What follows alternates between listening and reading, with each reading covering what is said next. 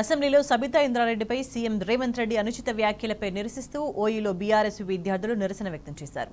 CM Revanth Reddy దిష్టిబొమ్మను దహనం చేశారు. CM Revanth Reddy వెంటనే సబితా ఇంద్రారెడ్డికి క్షమాపణ చెప్పాలని డిమాండ్ చేశారు. రేవంత్ రెడ్డికి వ్యతిరేకంగా నినాదాలు చేశారు. సీఎం దిష్టిబొమ్మ దహనం చేస్తుండగా పోలీసులు అడ్డుకుని విద్యార్థులను అరెస్ట్ చేశారు.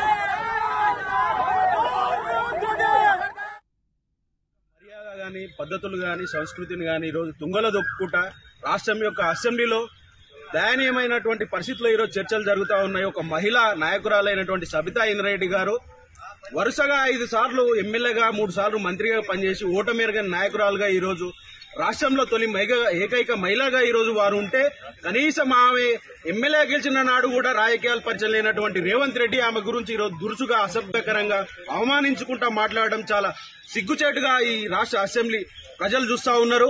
తక్షణమే బేషరతుగా ఈరోజు రేవంత్ రెడ్డి గారు క్షమాపణ చెప్పాలి. లేని ఏడల రేవంత్ రెడ్డి గారిని భౌతిక దాడులకైనా సిద్ధపడతాం, మీ ఇంటిని ముట్టడిస్తాం, మీ రాష్ట్ర కేబినెట్ ని కూడా పనిచేయకుండా ఈరోజు విధులకు ఆటంకం కలిగే విధంగా కూడా ఈరోజు విద్యార్థి నాయకులంతా కూడా కదలొక్కే పరిస్థితి ఈ రాష్ట్రంలో ఉన్నది. నువ్వు ఎక్కడో పోతే తెలుగుదేశం పార్టీలో ఆంధ్ర నాయకుల మోగచేతి నీళ్ళు తాగుతా ఉంటే నేను తీసుకొచ్చి కాంగ్రెస్ పార్టీలో చేరదీసి నీకు వర్కింగ్ ప్రెసిడెంట్ ఇచ్చి నేను స్టార్ క్యాంపెయినర్ చేసింది ఆనాడు సబితా ఇంద్రారెడ్డి వారి కుటుంబం కాదా అనేసి ఈ సందర్భంగా మనవి చేస్తా ఉన్నా. క్షమాపణ చెప్పలేకపోతే ఖచ్చితంగా మీ ఇంటిని ముట్టడిస్తామనేసి హెచ్చరిస్తా ఉన్నాం.